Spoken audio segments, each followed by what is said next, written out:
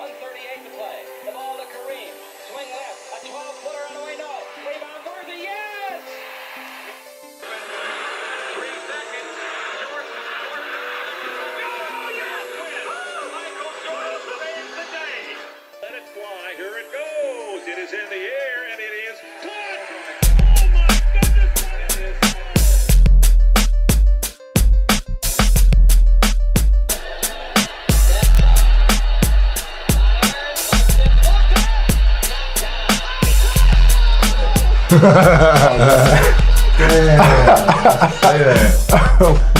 Oh, hello. We are back with another episode of S&S Sports. You guys have no idea what is going down.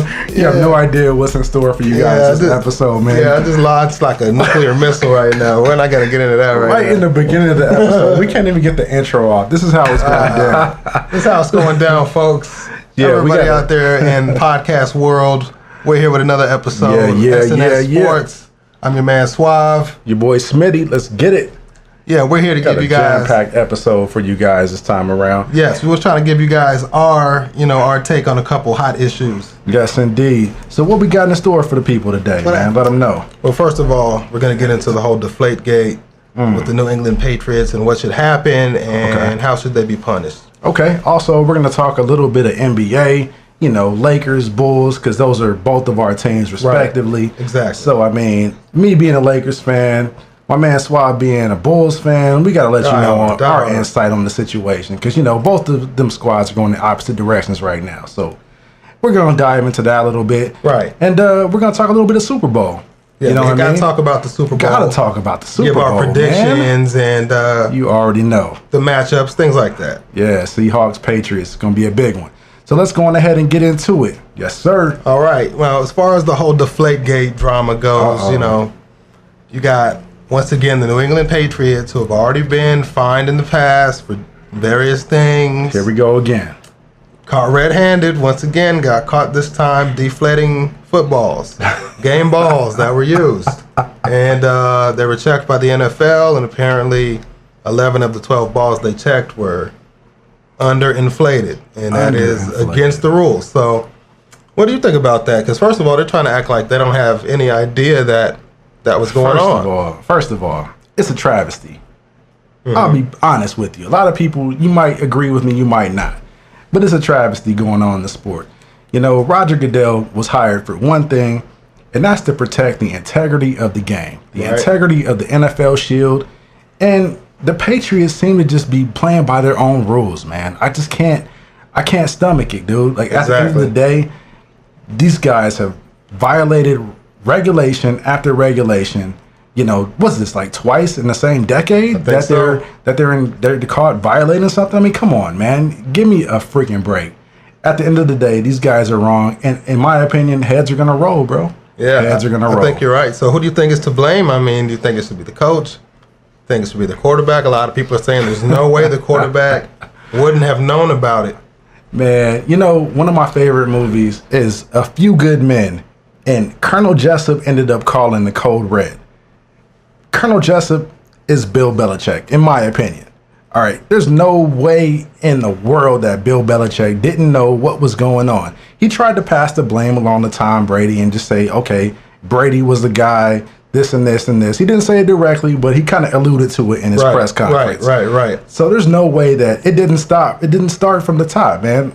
Bill Belichick knew what was going on. I'm pretty sure he allowed it to happen underneath his watch. Yep. So therefore, once penalties are imposed, man, Bill Belichick has to go. Yeah, I think that he knew about it, and I think also by him putting the blame on Brady, now he's kind of creating a little contempt between your quarterback and your coach now. I mean, now they might not be exactly. It's a tandem. Both of them got to go. At the end of the day, if you're going to punish one, you got to take out the other. Belichick and Brady, since they're tied at the hands on this situation, they got to go, man. Yeah, I agree with you on that. So I don't know if that's going to be imposed after the Super Bowl, more than likely, because there's so many dollars tied up in the Super Bowl. Advertising dollars, the NFL's making their money, Patriots are making their money. Oh yeah, everybody's getting paid during the Super Bowl, so I highly doubt that's going to happen this week. But after the Super Bowl, it's my personal opinion that both of those guys are out of there. Yeah, and if in a perfect world, if I was the commissioner of the NFL, I would go ahead and lay that punishment down. You have as soon to, right? as possible. Yeah, you have to, right? I mean, that's kind of his number one job, to protect the integrity of the shield. Yep. Protect the integrity of the players on the field, protect the integrity of the game itself. I mean, come on, you have to let those guys go. You really have to, especially when you consider Spygate and all that other nonsense that went on with the Jets and recording walkthrough practices and all that. This is a repeat offender. This guy clearly thinks he's above the law. He's above the shield, obviously. I mean, Bill Belichick, don't get me wrong, he's a great coach. By far, he's probably one of the best coaches in the NFL. Yeah. In my opinion, he doesn't even need to do any of these type of things. But for whatever reason, he feels that he needs to do it to get some sort of competitive advantage. So therefore, heads have to roll, man, in my opinion. Heads have to roll along with that cheap toupee he's got on his head. But anyway, Come on, man. We're going to transition on over to round ball.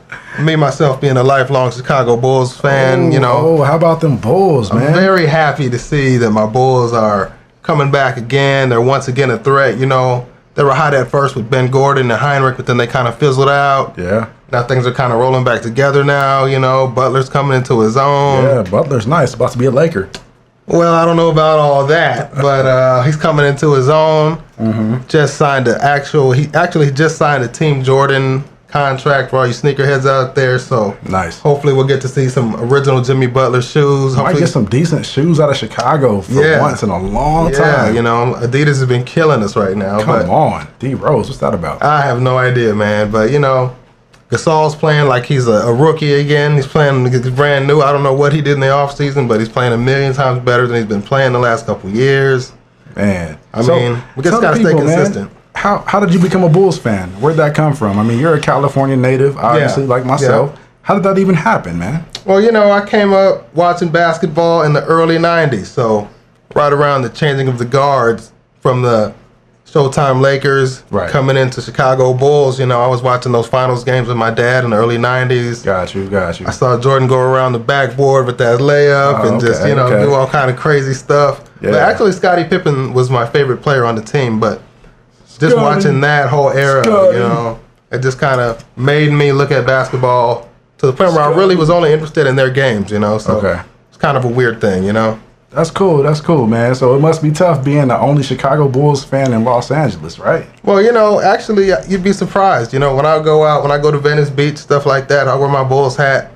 See a lot of Bulls fans out there. Now, there are a lot of fans out there, I would like to point out, that are not Bulls fans, that just wear the hats and stuff because they match with their Jordans. Now, I don't really condone that. Right. You're not going to catch me in a Hornets hat just because they match the white and blue Jordans. You know what I mean? Right, the Bulls are my Chris team. Pauls or whatever. Yeah, exactly. Yeah. So, we talk about that on a whole nother podcast. But, I see a lot of Bulls fans, I think, maybe half bandwagon, half left over from the Jordan era.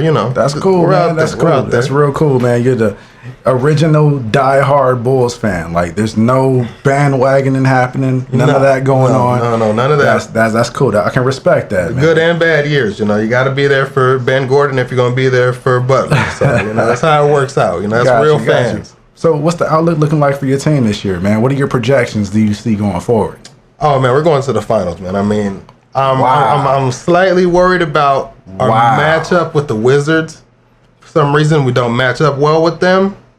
Kind of hoping somebody else will knock them out, and then we can knock that team out, But I don't see any real thing. My only real There's no real worries threats out there. My only real worries are in the West. First. This is on the record, ladies and gentlemen. LeBron James, I am not worried, sir.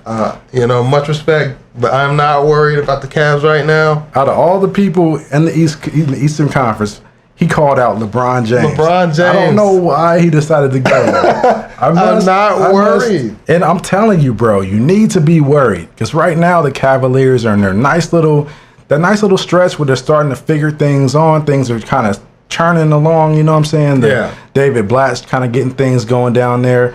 As well as LeBron and the additions that they picked up with that trade. I mean, they're really starting to turn some heads right now. LeBron James is going to have to do a little bit more recruiting before I have to really worry about them at this point. And I also feel like if they don't make the finals this year, I think that Coach Blatt is going to be working at a car wash or something next year. As long as they continue like this, because they're hot and they're cold. I think they lost to the Bucks. They lost to a bunch of guys. I'm telling you, I liken this to the first year when LeBron James joined the Miami Heat. Oh, yeah. I've spoken to you this on several occasions. We've spoken about it. Remember how they started out the gate? Oh, yeah. They were struggling. It was ugly basketball to watch. LeBron James was throwing passes out of bounds. Right. D. Wade wasn't in the right spot. Bosh was nowhere to be found. Like, they were trying to figure each other out. Then it clicked. They instantly. pulled it together. Yes, they did pull it together. The light bulb went off, bro, and they got it going. And they made it to the finals in their first year. And I see this happening for this same Cleveland Cavaliers squad. I don't know how much of that had to do with Eric Spoelstra now, but they did pull it together, and, you know, the rest is history, like they say. Now, let me remind you, Spoelstra was a nobody. True. Then. He still is. Spoelstra was a nobody. Okay, he's only the championship winning head coach. He's a broken window. At the same time. He's a flunky. I mean, nobody knew who Spoelstra was. They couldn't even spell Spoelstra correctly. My girl, when we watch the games, my girl says, "Oh, that guy doesn't know what he's doing. Look at his eyes. He doesn't know what's going on." Sure. You know, he was a little bit out of his element. I mean, give him credit. What was he? A film assistant or something like that? I think he ran the VCR or something like that. He cleaned the VCR after practice or something. Yeah, I don't know what he was a film editor. So give him credit for his first major stint as a head coach. You got to give him credit. He made it to the finals the very next year. They won the finals. Right. Then the year after that, they won it again. He did his thing, you know, but, you know, that is what happened in Miami. I think that I'd be more worried about LeBron James if he was still in Miami, honestly, because they already had it going like a machine. But Cavaliers, I don't think so, man. I beg to differ, man. I'd say that the Cavaliers squad, they're younger and more athletic, and in my opinion, a little bit more talented than the Miami Heat squad. You know what? I think Love is a lot more talented than Bosh. Absolutely. I think that Irvin is more talented than Wade at this point in his career. Absolutely. But I think that as a collective unit, the three of them already had it down. Each one of them kind of knew their role. Understood their role. Right now, these guys are still kind of shuffling the cards. You know, that's why I feel like I was still, for the next maybe year or two, I would have been more worried about Miami if he would have been there. They were tough to beat in Miami, you know. But, you know, he's got the whole homecoming and, you know. Yeah. We'll see how it plays out. But right now, not really worried, man.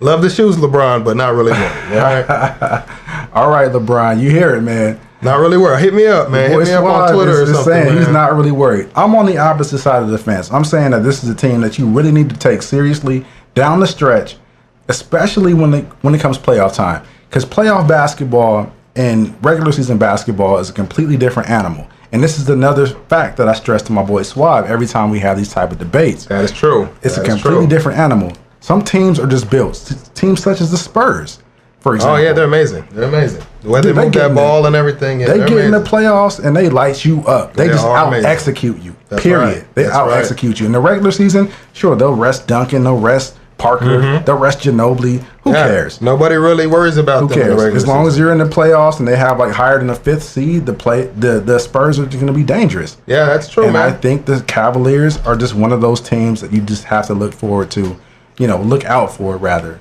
down the stretch. Yeah, that's I'll keep him on my sight, but I'm not going to be having nightmares about him. Let's not sleep on the Atlanta Hawks, who, as of this podcast, have won 15 games in a row. The Hawks are doing it right now. 15. I don't know how they're doing it. No one took them seriously. I look at the roster on paper. I don't know how they're doing it. I see like 2 people on that roster.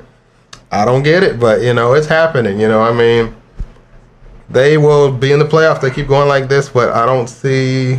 That's going to be one of those teams to come in and knock out one of the major players. I think so. I hope they knock out Cleveland. I hope they knock out Cleveland and we can take care of them. I mean, that'll be spoken like a true Bulls fan. Tic-tac-toe, I mean, that's the way it should go.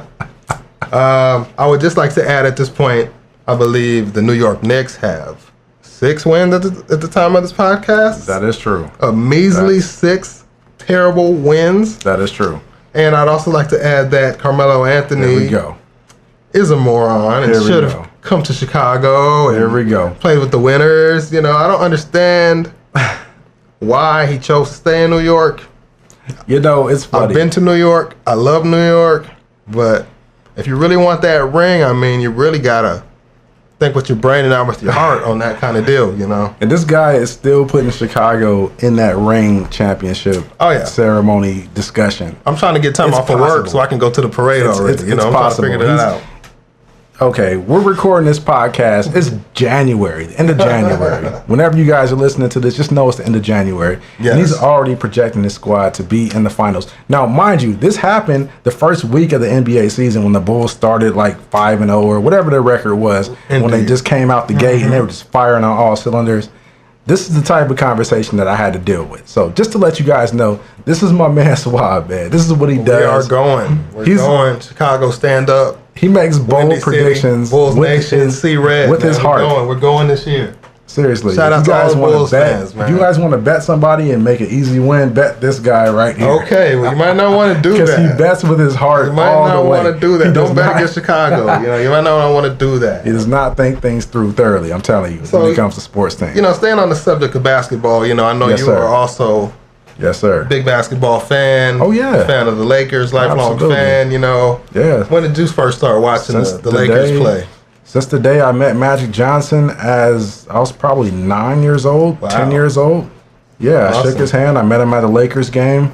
That's cool, man. This was after he retired, of course. Okay. But, yeah, I've been a fan my entire life. You know, I bleed purple and gold. My heart pumps purple and gold. I mean, at the end of the day, I'm a Lakers fan through and through. You know, even going back to the day when it was the Bulls-Lakers in the finals and Jordan hit that crazy switch-handed shot in midair. Yes, you know what I mean? So it even predates that, though. You know, I remember watching Byron Scott play as a little kid. You know what I mean? Magic Johnson play. At one point in my life, I even patterned my game after Magic Johnson. And even Kareem. I used to try to do the hook shot in the driveway. Exactly. You know, cap. You know what I mean? So it runs deep with me as with most LA fans. This is who we are. We're either LA fans, you know, not to mention like recently all these Clipper fans just come out of nowhere. But that's right. I'm saying like, yeah, through and through, that's who I am. That's right. And you know, it's impossible to live in LA without having some kind of influence by that.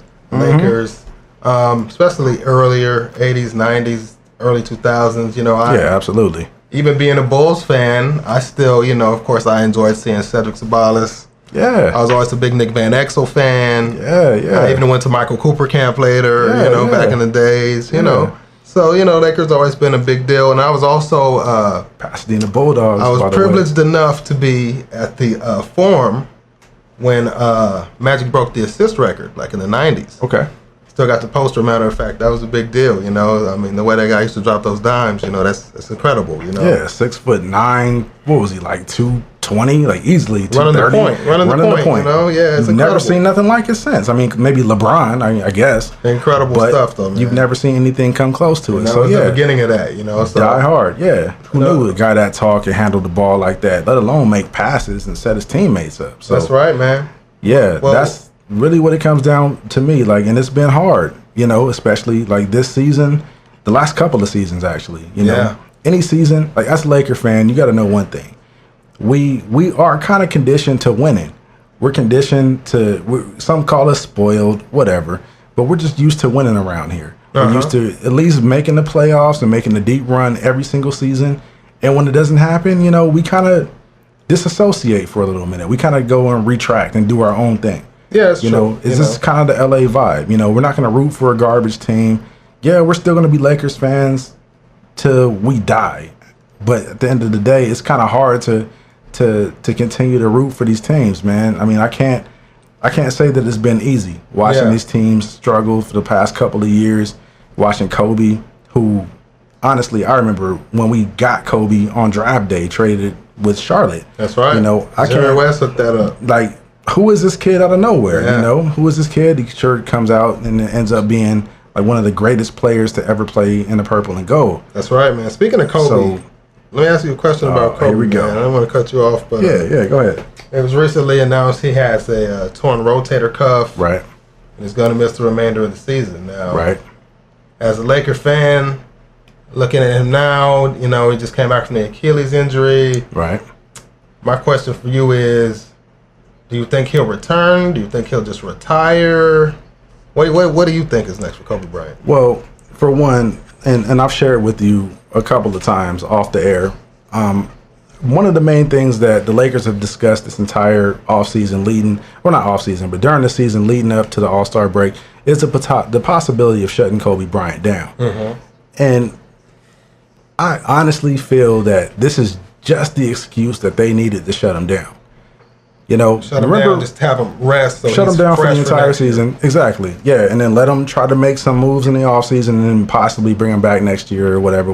That's right. And we'll go for it at that point. But it's my belief that you can't just bench a player for the entire season. You can't. Remember when Greg Popovich tried to do the same thing with the Spurs and Duncan and Parker and Ginobili and those guys and just rested them for I was just like 2-3 games or whatever it was. We're talking about the entire season here. So I'm thinking that this is just the incident that the Lakers needed in order to shut Kobe down. Because I remember an interview that he gave right after the game.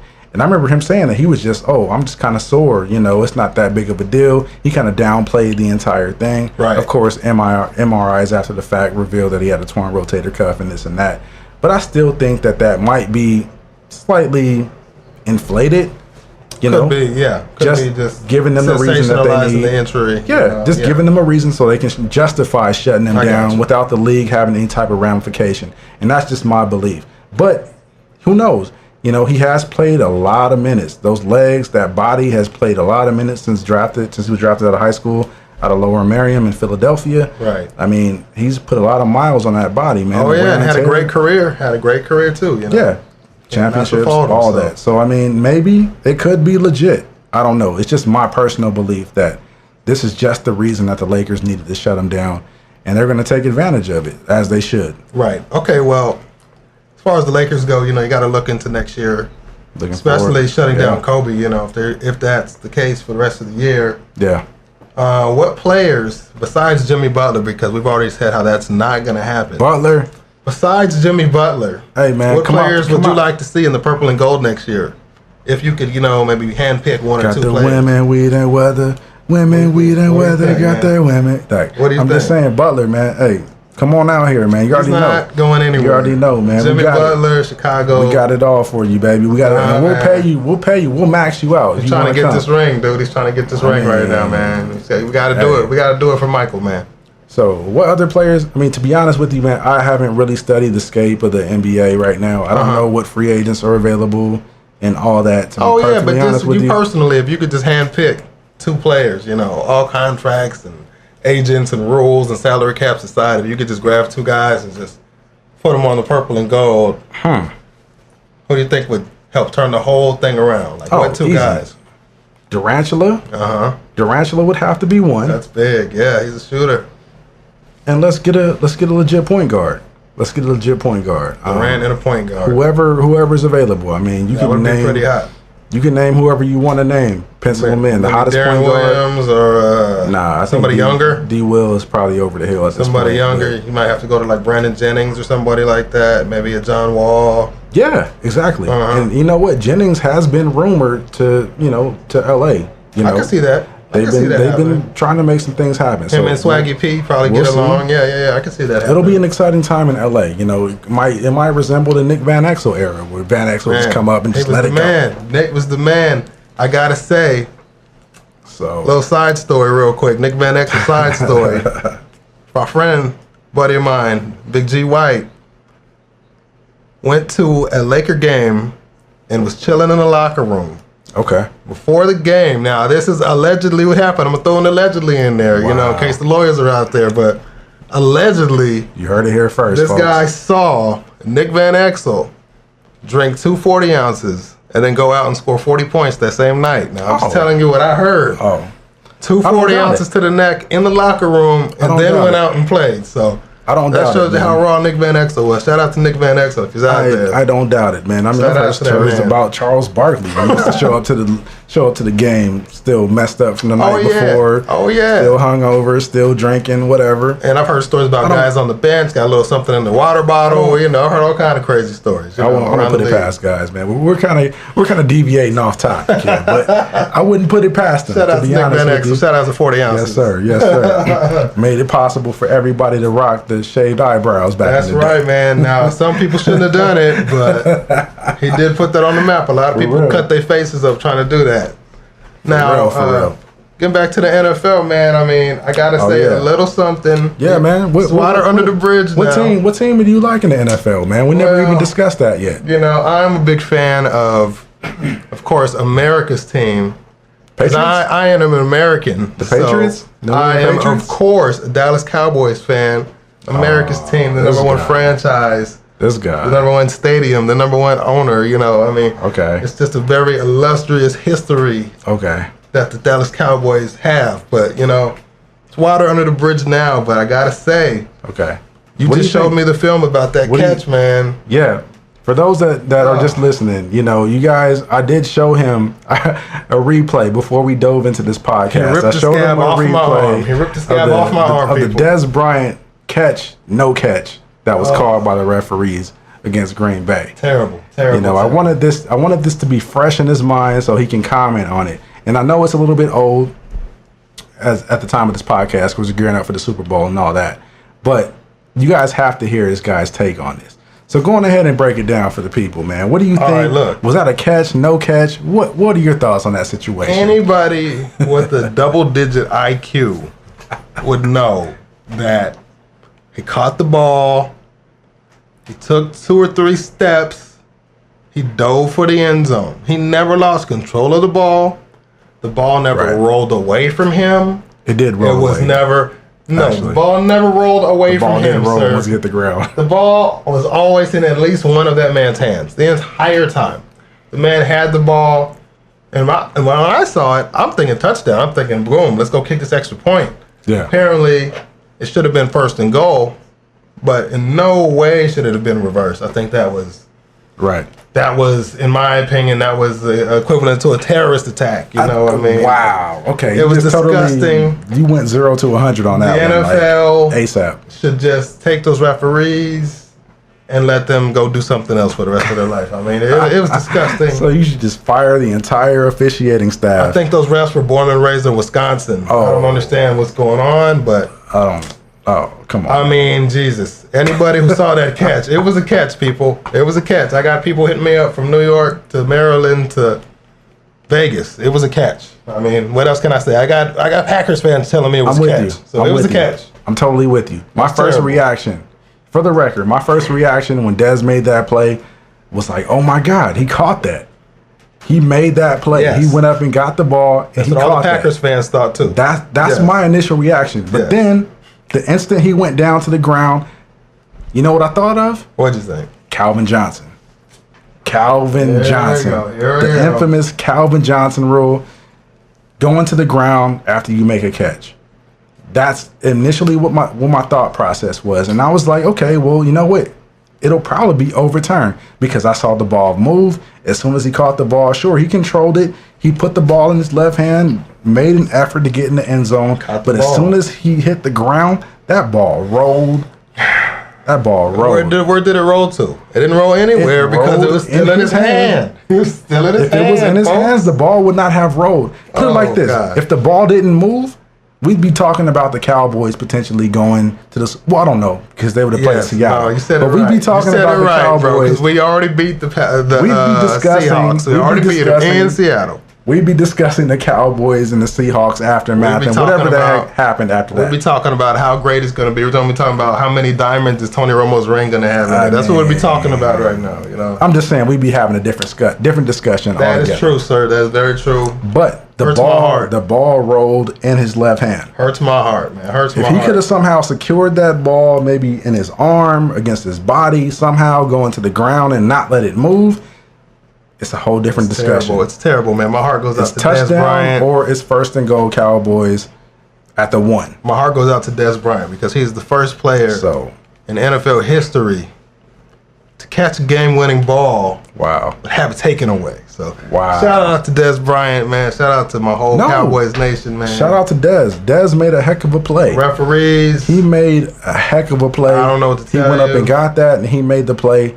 In my opinion, and the rules committee obviously is going to look at that in the offseason. Oh yeah, now they'll You know, change it. I'm sure now they'll change it. Sure, It won't sure. I happen mean, you again. can't make it retroactive, but Right. at least they're going to look at it. Dez did something positive for the Hey. game. The Cowboys did something positive for the game. Because maybe they'll change that rule going to the ground. Maybe they'll make that rule just going out of bounds or in the back of the end zone or something. That type of rule will only affect those type of scenarios. Yeah.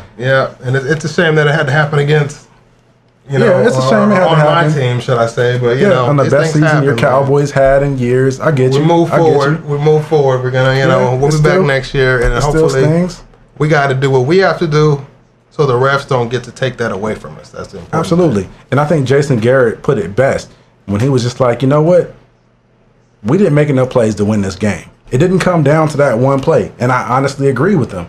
Yeah. Because after that play, you guys had, 5 minutes plus or whatever the case was? Yeah, the defense was shot. To stop Green Bay? Defense was shot at that point. Yeah, and I think you guys had Aaron Rodgers on the 3rd and 5 plus in one scenario. He's out there hobbling around looking like a lame deer. You know what I mean? It was funny. It was funny watching him limp out there. I agree. For me, it was funny. And I'm not an employee of the NFL, so I can say things like that. Sure. I think it was funny seeing him limp like that. I was hoping we would have got a good shot and just got him out of the game for half of it or something. At least a series, but we never got that. So. Seriously. It is what it is, man. And of course, we're not talking about seriously injuring somebody. We're just talking about making a nice hit. Making a real good, clean hit. We want to buy Aaron Rodgers an ice cream cone. We like Aaron Rodgers. Clean hit. Make him feel it the next drive or two. Just kind of ring his bell a little bit. Ring his bell. Make him bite his tongue and go out for a minute. Yeah, we don't condone injuring players on the S&S podcast. Of course not. We're not Saints fans. We don't do that. We're not Saints fans. We don't do that kind of stuff. I'm leaving that one alone. I'm leaving that one alone. Shouts out to my man Cam, by the way. That's a perfect transition into my team. Right. Speaking of the New Orleans Saints and the NFC South. That's right. I'm a lifelong, no, I can't say a lifelong, but I'm a hardcore Falcons fan. Atlanta Falcons. I've been an Atlanta Falcons fan since about 2000, 2001, give or take. Right. So I kind of predate the whole Michael Vick scandal and all that nonsense, but hey, it happened. That's right. I suffered through it. We won no games that entire season, missed the playoffs, had Joey Harrington as our quarterback. We draft Matt Ryan following year, and things start looking up. You guys are rolling. Yeah, you guys are rolling. But let me ask you a question, man. So because you did say the M word, man, I wanted to ask you actually. Okay. Looking back all these years later, right? Let's say that dog incident never happened, right? Or at least he never got caught. Wow, you're about to put me on blast right now. Do you think that Michael Vick would still be your starting quarterback? Because I've noticed that sometimes certain franchises have the same quarterback. It seems like forever. Other franchises, it's kind of like every 2 years they got a new quarterback. Do you think the Falcons would have ever drafted Matt Ryan? No. You don't think so? Would have still had Vick as their starter. That year we drafted. That year we had Michael Vick, and we brought in Bobby Petrino from college, from Louisville at the time, who was supposedly an offensive quarterback expert, guru type of guy. Right. He was brought in specifically to work with Mike Vick to make Mike Vick elite. That was his job. That's right. So obviously everybody knows what happened. Vick went down with the whole dogfighting thing. Bobby Petrino ended up bouncing on us at week 14 of the season, week 15, something like that. Something like that. This high and dry. Right, he went to college. He went back to college, He went right back to college. Yeah. He went to Arkansas. That's right. Yeah, he was doing the Pig Suey chant and all that nonsense. That's right. He bounced. I hated that guy's guts. Man, he bounced. We had no coach at all. He just left us. No loyalty, huh, Bobby? But anyway, and that's just gross what I'm looking at right now. You guys have no idea what I'm looking at. But that's besides the point. Getting back to the topic at hand, to answer your question, I think Vick still would have been the quarterback.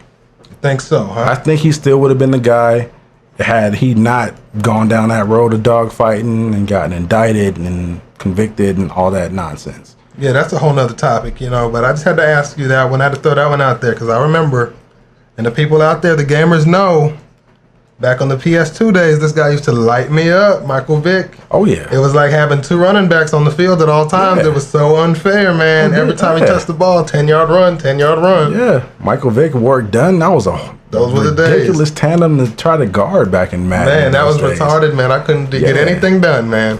Have to go after Vick every time, and then he'd throw the ball. I mean, it was rough, man. So I just had to throw that one out there for the originator of all these type of running quarterback formations that they have going on in the NFL right now. Very true. Michael Vick was the guy that started it all, man. In my opinion, I mean, I'm sure there were others. If you want to date back to Randall Cunningham and those types of guys back then, but Michael Vick was the guy. That's true indeed, that man. Every college quarterback wanted to be at the time when he was at Virginia Tech, when he was with Atlanta. That's right. So I think he also changed what recruiters were looking for, because as soon as he did his thing and got out there, there was like an overflow of all these running quarterbacks. I mean, back in the day, those guys they would be drafted, but then they would have to be another position. And not just from a now recruiting everybody was cool with the running quarterback, you know. It's like offensive coordinators. Like Michael Vick opened a lot of offensive coordinators' eyes. Yes, he did. To the possibility of a mobile quarterback that can also throw. Like, I mean, Michael Vick wasn't the best passer. I mean, let's just be honest. Right. But if you get a guy that can actually pass, that is mobile, man, like a Russell Wilson type. There you go. Man. There you go. I was just going to say, man, there might be no Russell Wilson if it wasn't for Michael Vick. You know? Oh, absolutely not. No, Russell Wilson will be a pro baseball player or something like that given his height. You don't know what he'd be doing. You know what I mean? He might be an elevator operator somewhere. I mean, you don't know where he'd be working at the Hilton or something, you know? And that's the perfect segue into our next topic.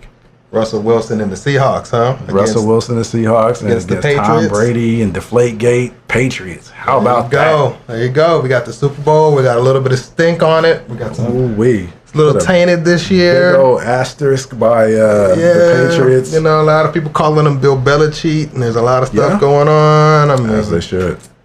I gotta say that I wouldn't be surprised if ratings were down this year. Of course. I think it'll be one or the other. I think ratings will either be down or they'll be higher than they were last year. One or the other, no in between. And I think it's going to be a good game. I hope it'll be a lot better than last year's game. Oh, yeah. Absolutely. I remember last year's game, man. Oh, that was terrible. I ended up leaving close to halftime. Like, it was just over with. I had no intention on staying and watching that massacre. That was insane. I think the Seahawks scored during the coin toss on that game. That was wild, man. Broncos fans, you know, no offense, but that was a rough one. You guys kind of stunk up the building on that one, you know. Hey, before we do anything further, though, man, shout out to Dan Quinn, the defensive coordinator for the Seattle Seahawks, the future Atlanta Falcons head coach. Wow. Shout out. Hey, we can't wait to get you home. We can't wait to get you home, baby. We can't wait to get about LeBron James. Forget about that. We can't wait to get you home. Hey, Dan Quinn, come on home. Let's get to work, man. Dan Quinn. Yes, indeed. You know, Dan Quinn has been reported by a lot of media outlets that he's the next head coach of the Atlanta Falcons. So I really can't wait to see what he does once he gets to Atlanta next season. There you go, man. Dan Quinn. The team is yours if you want it. We'll see what happens. You know what I'm saying? Oh, it's already a done deal, man. I'm pretty sure they've already ironed out the contract behind the scenes. They've ironed it out. The briefcase has been delivered. The briefcase has been dropped off. Pretty much, you know. And then we're trying to stay away from that because we don't want any tampering charges or anything like that. We don't want Goodell to get on us now. But at the same time, we know those little wink handshake deals are going down behind the scenes. That's right. That's right. The unblinking eye is the guy. The unblinking eye is already hired Kyle Shanahan as our offensive coordinator, who is a Dan Quinn guy. That was his first choice as offensive coordinator. So it's just a matter of time. Just get through the Super Bowl, and hopefully Dan Quinn will win the Super Bowl. That way he can bring 2 rings with that experience to the Atlanta Falcons, to a defense that definitely needs to be recharged, man. There you go, man. Well, good luck on that. Yes, sir. Can't wait till next season. Let's get it. Now, that's a perfect segue into our next topic, the Super Bowl. Super Bowl. New England Patriots versus the Seattle Seahawks. Oh, my goodness. Now, the Seahawks have been there. They were there last year. I mean, everybody's already seen this movie. You know, in fact, I told one of my closest friends that's a Seahawks fan that, honestly, man, I'm not too thrilled about the Super Bowl, but it's a Super Bowl. What are you going to do? It is what it is. You have to. It is what it is. Yeah, you have to. This is the pinnacle, man. You have to watch it. So even though it's like a rerun to an I Love Lucy episode to me personally, I'm going to tune in. And I'm sure I'll be watching the entire game glued to the TV for about four plus hours or so. Of course. So with that said, man, what do you think is going to happen in this year's Super Bowl? I think it's going to be a good game. You got 2 good teams. Okay. 2 good defensive teams. You got 2 good quarterbacks. You got 1 good coach out there. 1 good coach. 1 good coach and 1 questionable guy out there with a questionable hairstyle. With an asterisk by his name. Got some things going on. I think it might be tied at halftime, but I believe the better defense will take off in the second half. Okay. And I think it'll be 24-10 Seahawks at the end of the game. I'm predicting Richard Sherman talking more trash in front of the camera. That's what I'm predicting. 24-10. 24-10. It might be 10-10 at halftime. You never know. The Patriots are only going to score 10 points the entire game. I'm calling that. I think that karma comes around, and I don't think that the Patriots should win. So I don't see it happening, man. Don't see it happening. I got you. I totally got you, and I respect your opinion and all that wonderful stuff, but I'm going to have to disagree here, man. Okay. I'm going to have to look you in the eye and say that you're wrong. Okay. And say Wouldn't be the first time, folks. It's not going to happen that way, man. Okay. The New England Patriots. Now, it depends. First of all, let me preface this by saying that it depends what Seahawks team shows up. Okay. If the Seahawks team that played the Packers showed up, if they show up this week, it's going to be a blowout. You think so? Yeah, because the Seahawks team that played against the Packers were not ready to play.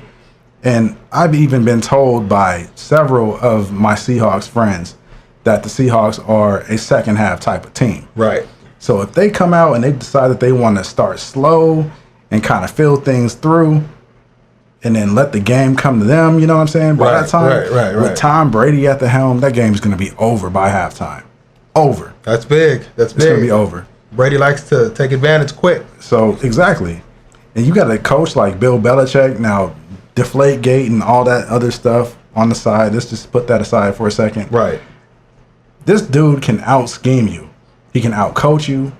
He can put personnel groupings on the field that will blow the average defensive coordinator's mind. Right. So I think that he's definitely going to take advantage of that when it comes to the Super Bowl. So if you're asking me to put a score on it right now, what do you think? I'm saying Patriots win. As much as it hurts me to say, because I'm not really a Patriots fan, but I'm saying Patriots win 35-21. 35-21. 35-21 Patriots. All right, folks. Tom Brady is celebrating the confetti and all that good stuff. There you have it, folks. So it's on the board. It's on the record. You heard it here first. 35-21 Patriots. That's Smitty's pick. Swab's pick is once again. Good old Seahawks, man. I mean, I can't count them out, man. But one thing I would like to add, no matter what the score is, no matter what team raises the trophy, the real winner of the Super Bowl this year is Nike, because they are making the jerseys, they are making the cleats. I checked the website, they're selling all the apparel. And by the way, just throw this fact out there, all of the Seattle Seahawks Super Bowl merchandise is sold out. I'm talking about the jackets, the jerseys, everything is sold out. Sure. Patriot stuff still available. So I'll just leave it at that, ladies and gentlemen. I'm going to leave it right there. Shout out to Nike, by the way. If you want to send us some stuff, feel free. Send us anything you want. Yeah. Shout out to Nike. There it is, folks.